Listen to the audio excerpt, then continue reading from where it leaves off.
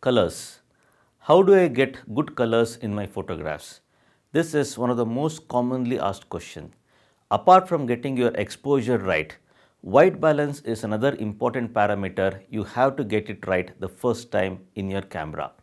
Now, what is white balance? White balance in simple terms is nothing but telling the camera to get a white color as a proper white color, to render a white as a white. Now, when it comes to the camera, irrespective of the manufacturer, the concept of white balance, the setting, what it does is the same. Now, I am currently having a Canon 1200D with the 55-50 lens attached. So, the screen display what you are seeing is the display of the camera. Now, in this setting, if you see currently, this is where the white balance is being shown. So, let us go into the white balance setting. So, white balance, if you see, your cameras will have presets. Presets like auto white balance. Then if I go to the next one, this is daylight. White balance is typically expressed in Kelvin. So, as you can see, daylight is approximately 5200 Kelvin. Then we have shade, which is approximately 7000 Kelvin, and so on. So, we have cloudy, we have tungsten, we have fluorescent, flash, and then the custom white balance. As a photographer, I would recommend that you choose what kind of white balance you want depending on the lighting in the scene. Just because there is sunlight doesn't mean that you have to keep your white balance in daylight. You choose. If there are more of yellowish colors in the image, even if it is sunlight, you may want to change it to a little higher. Now, what you see here are the presets available in this camera. Many of the mid-range and even high-end cameras, they have a separate K value mentioned over here. So, the manual white balance. So, manually you can enter the number. So, 5200 Kelvin, 5400, 6000 Kelvin. Manually you can enter the camera. Okay, enter those numbers in the camera. Now, let us see what kind of impact white balance has on the image. Now, let me go into the live view of the camera. Here in front of me, I have these three characters over here. Okay, so I have Iron Man, then I have Batman, and one of the characters of Ben 10. Okay, my kids' toys, use them for the exercise. Now, if I go into the white balance setting, so let me get into the white balance. Currently, it is in auto white balance. So, auto white balance for this lighting situation, it is giving me decent good colors.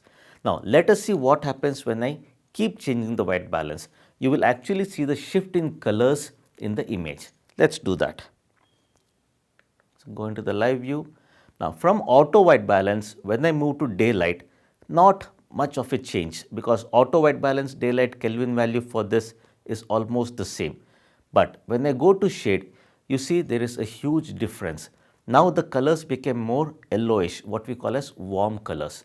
I further move, so cloud and shade almost same, but when I move to the next one, which is tungsten, as you can see, the colors are now more bluish in color. So, tungsten, which is 3200 Kelvin, typically anything below 5000 Kelvin for outdoors, you get more bluish cast. Anything above 6000, 7000 Kelvin, you get more yellowish colors. So, let us go back.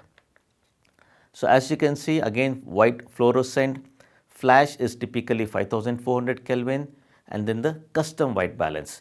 So, I will talk about custom white balance in some of the future topic. I will have a separate session for that. But here, as you can see, auto white balance or even daylight, each of them will give you different colors. As a photographer, you have to decide what kind of white balance you want and then go with the preset, or you can go with the manual white balance. Of course, if you are shooting in JPEG mode of the camera, then very important to get the white balance proper in the camera the first time. If you are shooting in RAW mode, then even if you make a mistake in the field, you can always fix it in post-processing. But my advice is think less about post-processing and try to get it right in the field the first time. Now, let us look at some practical examples on how to use white balance in the field. So, we are outdoor here, beautiful weather, and if you look at the backdrop over here, so I have a multi-layered scene. So, down here I have the greens, then the water body I have, then again the trees, a layer of greens, and then the dull sky. So, let us now try to understand what kind of white balance we need to use. So, as we know, white balance is one of the key parameters responsible for getting us good colors. Now what I'm going to do is, like, I'm going to shoot this particular scene with all these various layers in different white balance to help you understand how to choose the white balance for a particular scene. Now I'm going to compose in layers the 4 different layers of the greens, the water body, then again the green trees and the sky. So that is going to be my composition. I'm using the 1D Mark IV and the 7200 mm. At 70 mm I'm going to shoot. So currently I'll go into my white balance setting and I'm going to choose auto white balance. As we know, we have no idea what the camera decides when we use auto white balance. So let's go ahead and try it out. Okay, so obviously when I play back and look at the image in auto white balance, I mean the colors, it's not standing out. The colors, it looks, the overall tonality of the colors itself, they look a little dull, not the kind of greens what we see here. Okay, so let's move in. So I'm going to keep it to sunlight, or rather daylight, which is 5200 Kelvin, and let's try it out. Fair enough. In fact, because of daylight of 5200 Kelvin, the greens what we have, so the greens, if you look at the image, the greens looks a little bit more bluish, not a great image. Fair enough. Let's go into the next one, which is shade, which is approximately 7000 Kelvin. So shade, if you see, obviously because of being 7000 Kelvin, it's more warm colors what we get. So the overall image looks more on the yellowish side. Obviously depending on your area of interest, if you want that kind of a particular color, that is something which you have to choose. Next, look at the cloudy, which is 6000 Kelvin. There you go. Again, cloudy with 6000 Kelvin is still little bit on the yellowish side. So definitely not my choice. Next one is the tungsten light, which is 3000 Kelvin, 3200 Kelvin. This is going to come blue, we know that. Look, it looks totally bluish cast. Obviously not recommended if you want to get correct colors. Let's go to the next one, which is fluorescent, 4000 Kelvin. And that again is definitely going to be more blue. So anything below 5000 Kelvin, you get more bluish cast in the image. So the next one, we are going to set it to flash. So flash is approximately 5400 Kelvin. So let's check it out. Beauty. Now here, if you look at this particular image for flash, so this is something which I personally like. The greens and the blues, the water body, the colors look amazingly good. So this is how you basically choose your different white balance. So these are the white balances for preset.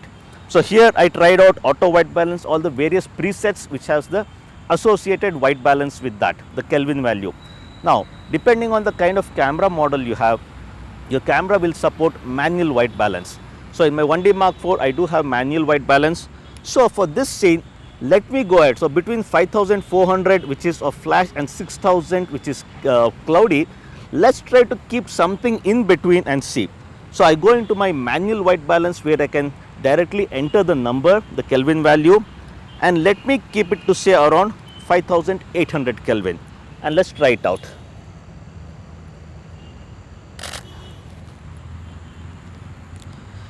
So if you look at this, so my choice would be for this kind of a lighting situation, between 5400, 5800 Kelvin you get beautiful colors. Of course, with proper exposure compensation, depending on the tonality, you can get amazing colors.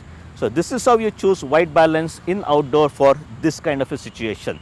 Now, let's look at the other challenge. So in the same outdoors, what if we have completely shade? So cloudy is one part, but what if there is shade in the same outdoor situation? So let's check out what kind of white balance to set for a shade kind of a condition. We saw the situation about how to adjust white balance for this kind of a sunny weather, bright light with the different layers. We saw that. Now what if when we are outdoors, the situation is more of this here, what you see. So more shade I have. So obviously if your subject is out in the bright sunlight, we saw how to use the white balance. Now what if a subject is sitting in the shade or walking, or if the subject is in shade? Let's try the same experiment and see. Obviously no sunlight over here.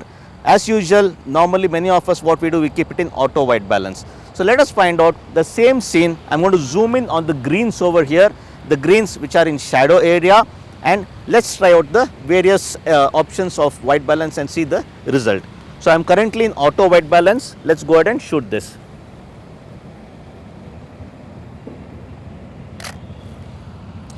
So there you go, with auto white balance. I mean, the greens what I see here and the greens what you see in the image is totally off. So obviously auto white balance is never a good option, especially when you're in shade area. Okay, so let's try the other white balance. I'm going to go to daylight, which is approximately 5200 Kelvin. Wow, at least here if you see, the greens are much better compared to auto white balance. Let's go ahead, let us keep it to shade, even though this is in complete shade. So let us use shade, which is 7000 Kelvin, and see what the results are. Now here if you see with shade, it has that very nice yellow tones, yellow warm tones in your image. So if you compare the actual greens, this looks a little bit on the yellowish side, but then if that is what you want, this looks really good. And then let's go ahead, after shade, let's try the cloudy white balance and see the result at 6000 Kelvin. So this greens actually looks really good. So very close. If I look at the colors and the actual greens over here, this looks totally close to what the real scene is. So the next one option, let's try tungsten. Obviously it's going to be very bluish. So tungsten, as you see, it's more of very bluish color, not recommended. And even fluorescent, we'll not try it out, but that also is going to be completely bluish. Let us try flash of 5400 Kelvin and see.